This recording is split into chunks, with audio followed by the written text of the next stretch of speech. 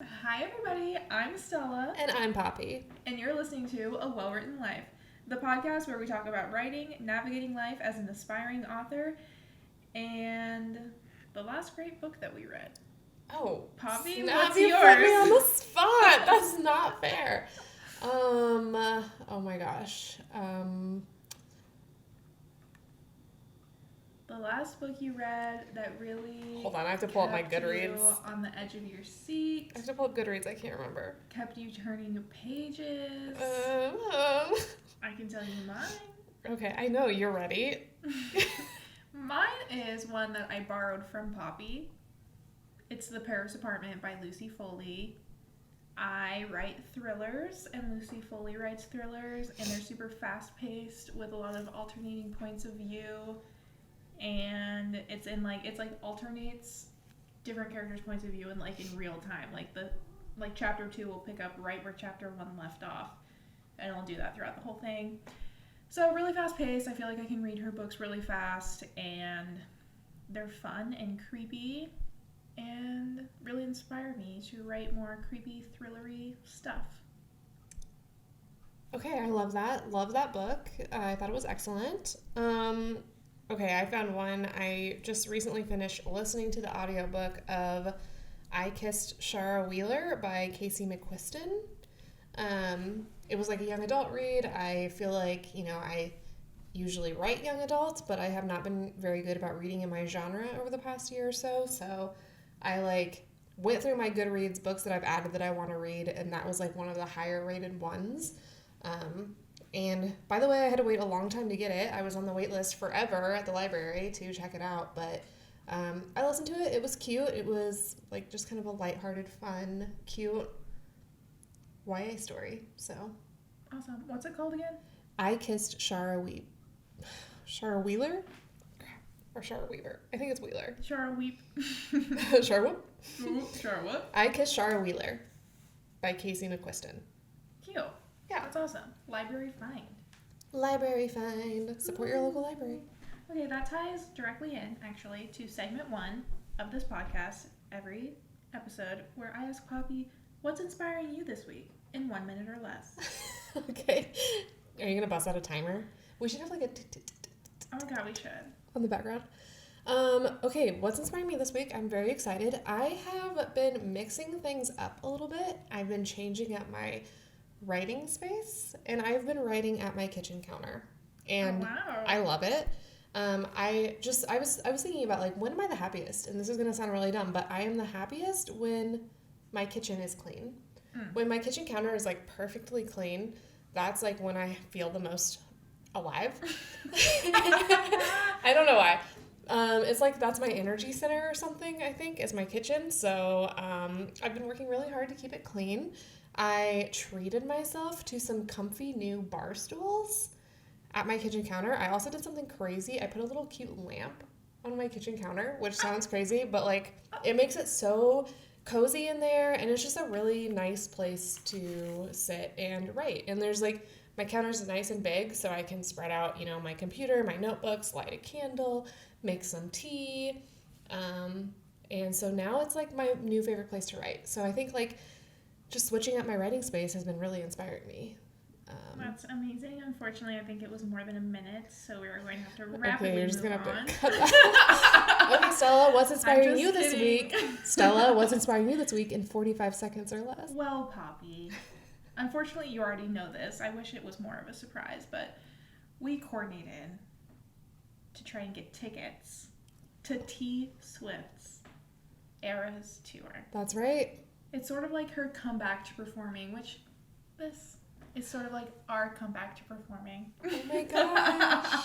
But we got tickets. It's several months away still, but you're really you're thinking about it. I'm thinking about it. I'm excited that I tried to do something and it worked. And let me tell you, we were on the computer for 8 hours?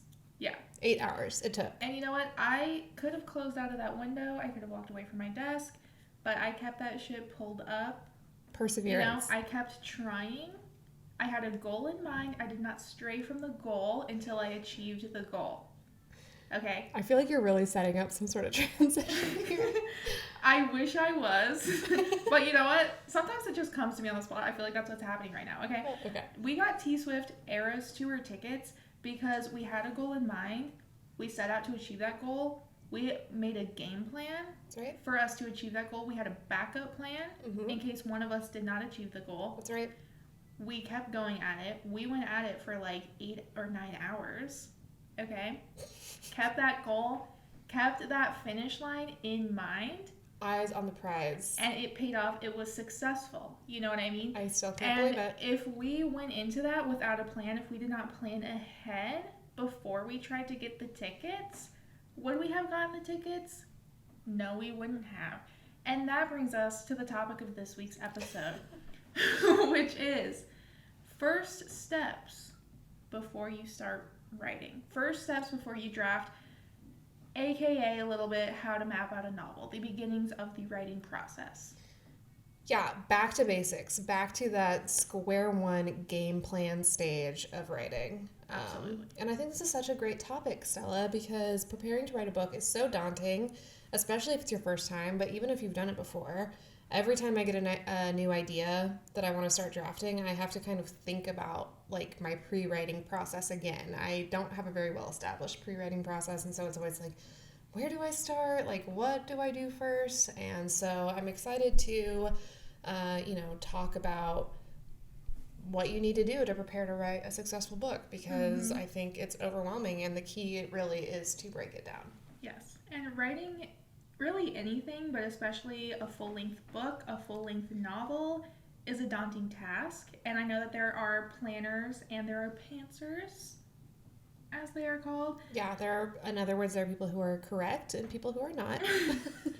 So I have a little preamble here that sort of makes a case for why you should take some first steps, even if it's not a full-on plan, but why anyone should take a few steps before they start drafting their novel. Let's hear it. Writing with a plan keeps you on track, okay? While writing without a plan is still a legit method of writing, to some. No tea, no shade. Having an outline helps you keep track of important plot points, character traits, and it can actually motivate you to finish your novel. Because if you have no finish line in sight, you're like, why am I still on this website waiting? Like, what am I waiting for? And you're like, oh, I'm waiting to go to that stadium tour of Taylor Swift. Then you know where you're going. You know the finish line, and you're more likely to actually finish. Eyes on the prize. So I think that you should have a concise premise for your story before you write a single sentence. And I have in parentheses here a little disclaimer, because sometimes I do find myself writing sentences, but it's just it's part of the brainstorming process. It's not like a sentence that might actually ever make it into a draft of my novel. Sure. So it's like, if you can start writing, but it's not necessarily going to be an official draft. Like, you can start writing as part of the brainstorming process. And lastly, you can get as detailed in your outline as you want, but I would recommend at least nailing down your central conflict, the point of your story, and your main characters. That's great. I broke it down kind of similarly. I think there are kind of 4 main things that you need to do before you sit down to really start drafting. And I think each of these can be broken down into a lot more detail, but if you're just starting out and overwhelmed and need a place to start, this is for you. And those 4 things are the idea, which I think, Stella, kind of includes the conflict, the stakes, the things that you just mentioned, the characters, like you said, the plot, and then the writer, that's you. You need to prepare yourself for the journey that you're about to go on. Okay, so let's start with the idea, because I think that's like where we all naturally start when we want to write something, right? Like, it probably your desire to write starts with some sort of idea that you have. The key is like making sure that idea can sustain a whole book. So if you have the start of an idea or a few ideas, that's great. The first step, I think, is to flesh those out and make sure they're fully formed. If you don't have an idea, then you need to spend some time brainstorming and seeking inspiration until you land on one. So I actually found an article from Masterclass about pre-writing, which we'll link in the episode description and on our blog, wellwrittenlife.com. I think that's right. Yeah.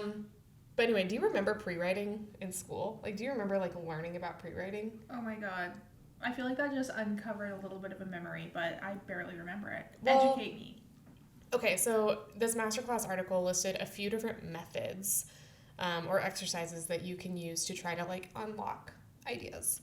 So the first one is free writing, which I think we're all kind of familiar with. It's just open-ended, unedited writing exercise where you essentially just write like stream of consciousness style. So you set a timer for however long and just write. And then when the time is up, you can evaluate what you've written and see if any ideas jump out. The second method is the snowflake method. This is the one that for me, I'm like, this kind of like unlocked something from second grade, I feel like. Oh shit. You know what I mean? I feel like I remember this. But with this technique, you write a one-sentence summary of your story idea, and then you build that sentence into a paragraph, and then from there you just keep adding elements to create new storylines and characters. And that's like a really simple, like oversimplified explanation. There's actually a whole separate masterclass article just about the snowflake method. So if that's something you want to explore, then check out that link as well.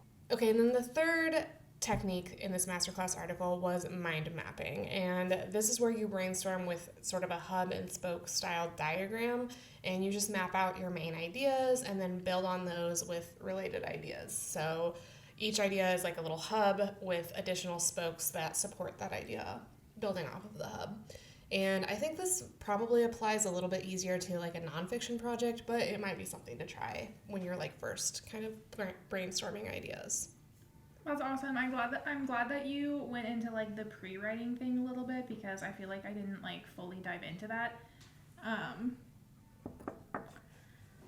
I had like nailing down the central conflict and like the what's the point, which I think like the purpose of kind of like mind mapping and that kind of stuff is to kind of get like find the point that you are trying to make. You know Absolutely. what I mean? So whatever it takes for you to like get there, I think that you really have to nail down like what is the point of this story, like what's like the moral of the story here that you're trying to make. Yeah. You know? What's your like underlying theme or message that you're trying to get across? Totally.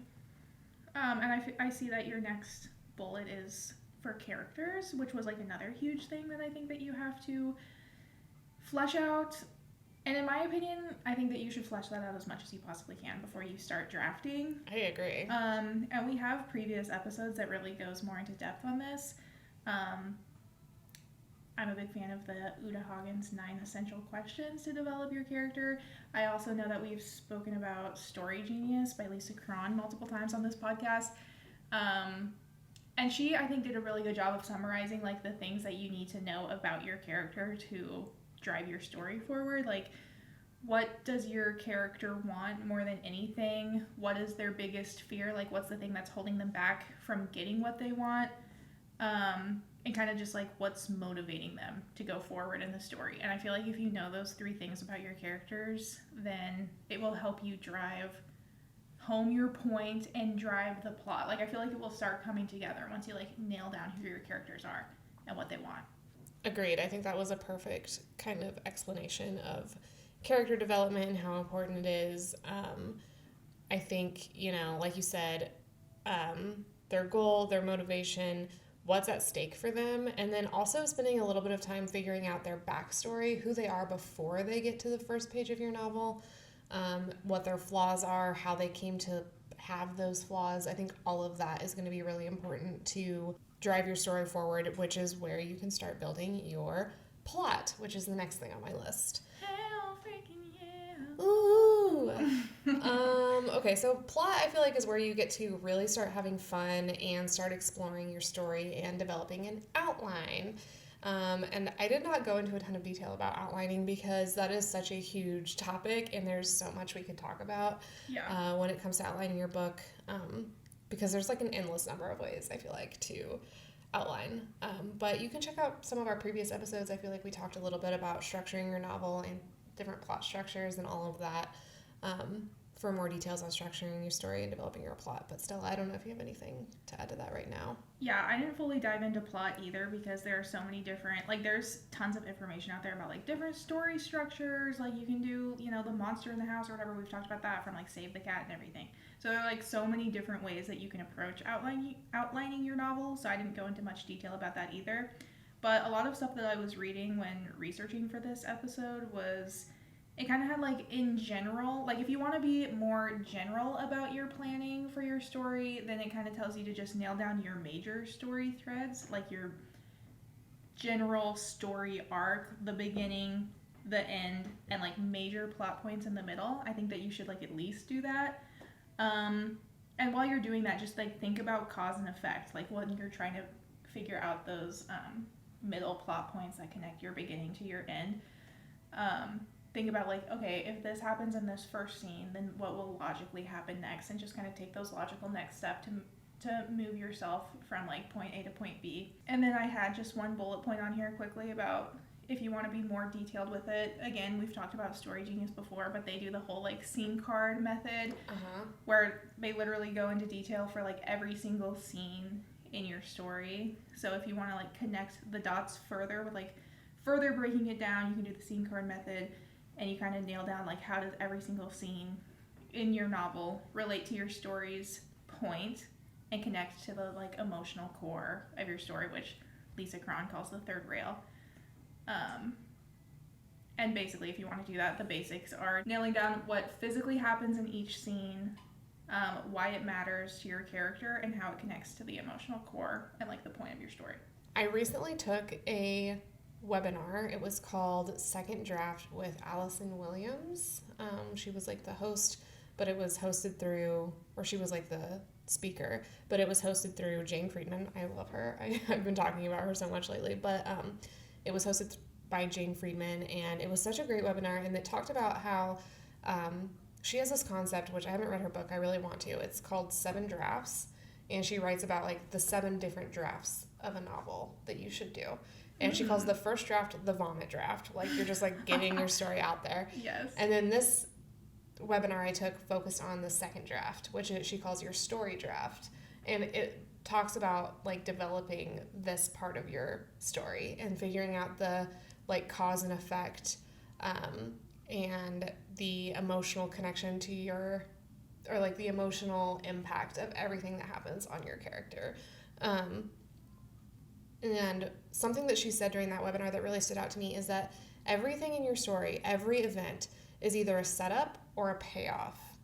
So like everything that you do, everything that happens in your story has to be either setting up for something that comes next, or it has to be the payoff of something that came before. So it's like there is that like kind of like continuity and this like logical cause and effect trajectory that happens when everything is either a setup or a payoff.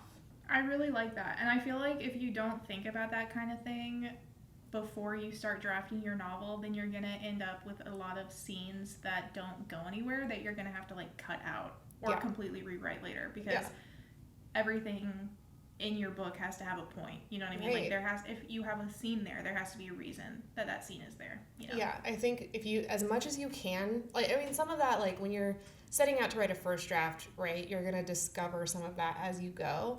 But as much as you can, thinking about that ahead of time and planning some of that out is going to save you so much time later on as you're drafting. I think that we should do a whole, like, I feel like it would be fun to do a whole episode about, like, the 7 drafts of your story, because I want to know what the other drafts are. Me too.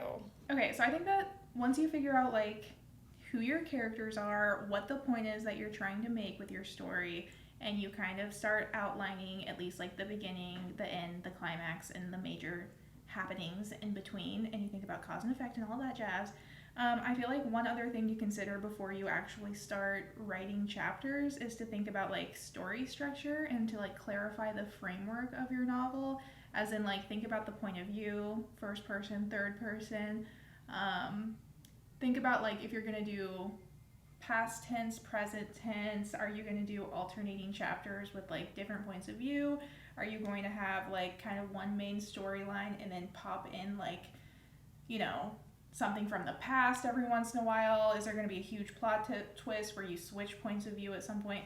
Time jumps, just like, I don't know, parts 1 and 2, just like basic structural things, which I feel like sounds so basic, but I'm definitely guilty of like being halfway through writing a draft and then being like, oh wait, which like some of this maybe you do just figure out as you're writing it, but like I'm guilty of writing stuff and being like, oh wait, it would be so cool if I would have like done these alternating chapters with these other characters. And then you think about it when it's like kind of too late. Yeah. You know? Yeah. And it's just, because like if you think about that too late in the game, then you're going to have to restructure so much of what you've already written. So yeah, I think the alternating points of view is a big one, because it's like some structural changes I think you can make relatively easy on like a second draft, but alternating points of view, it's like, well, you're completely the information one character has versus another one is going to be completely different, which means you're looking at like a pretty significant rewrite if you're choosing to introduce that partway through, which like definitely. That's part of the process. But you know, like during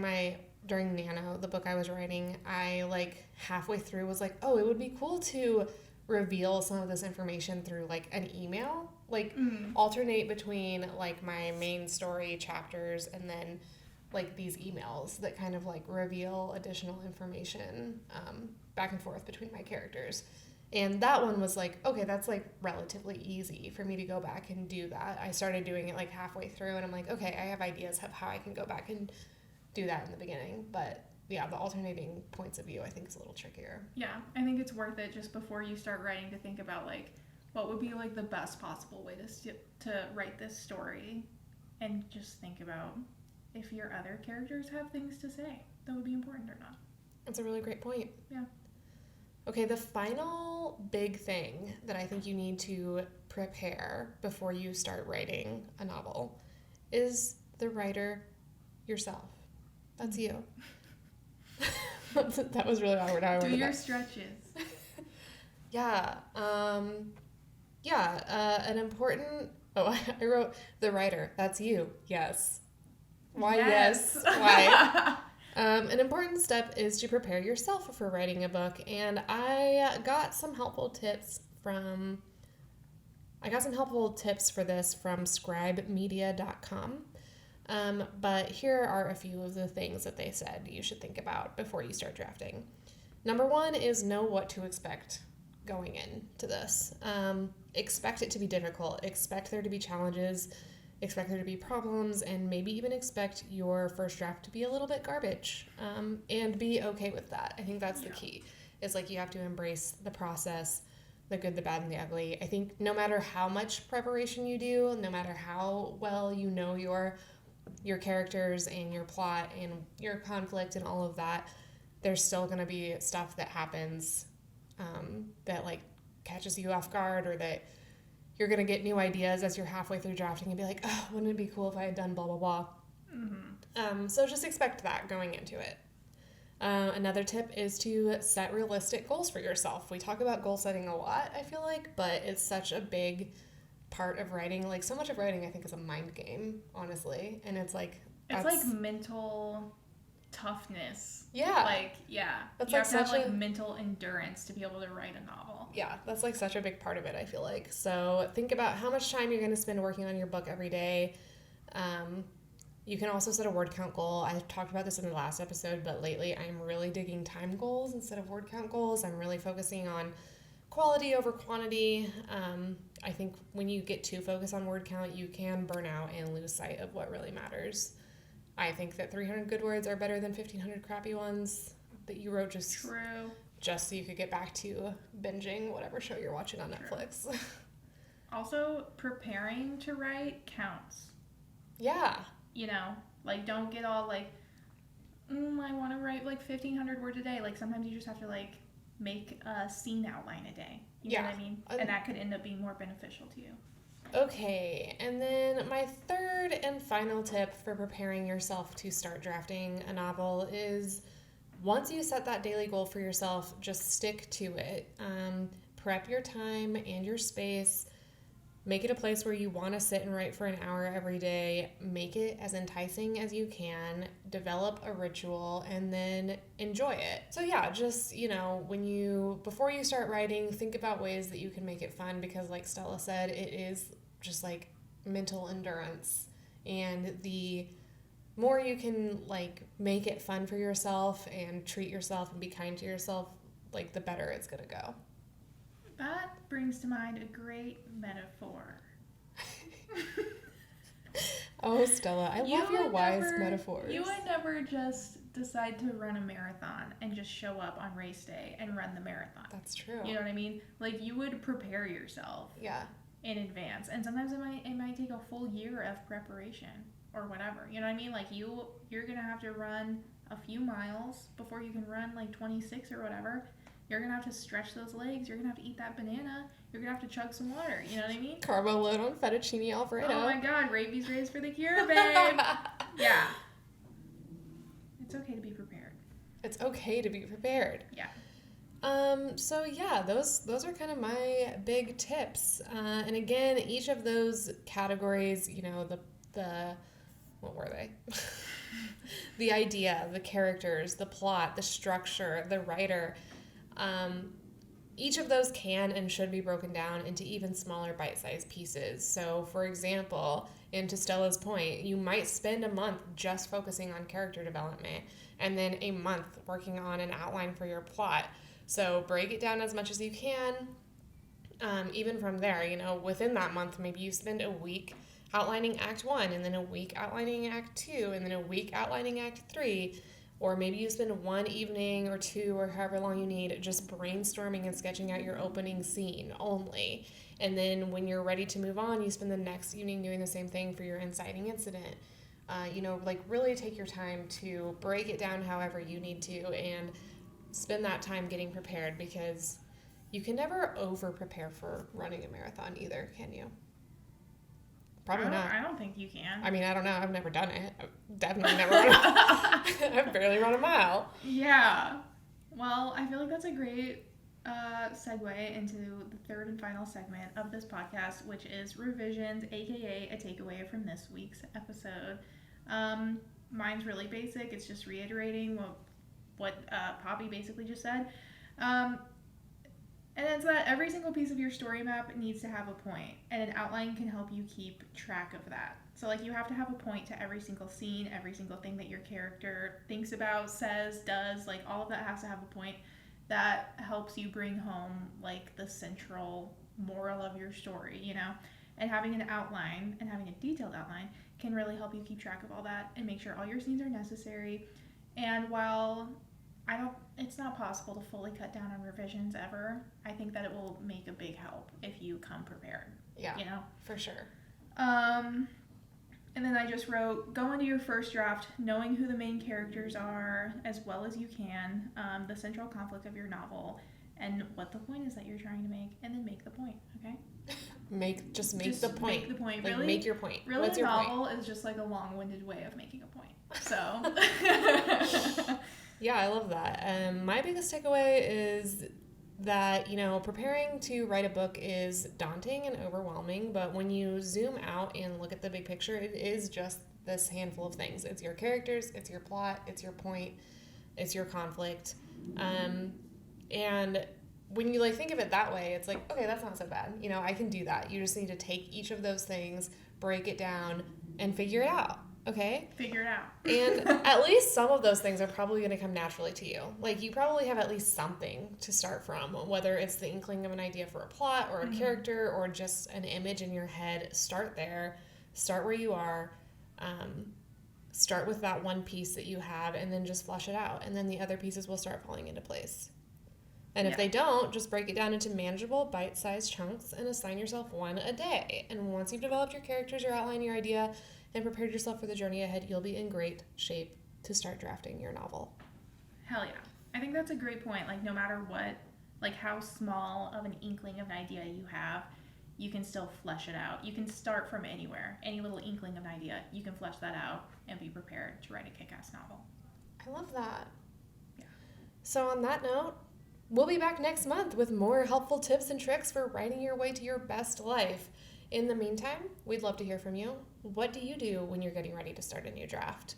Share your thoughts with us at wellwrittenlifepod@gmail.com and join the conversation over on Instagram at wellwrittenlife. As always, we'd love for you to rate, review, and subscribe to the show. It would help us out a lot. If you're watching this on YouTube, Stella, what do the kids tell you to do? They tell you to smash that like button, ring the notification bell, and subscribe to our channel. Ring it. But most importantly, keep writing. And cheers to a well-written life. Oh, cheers.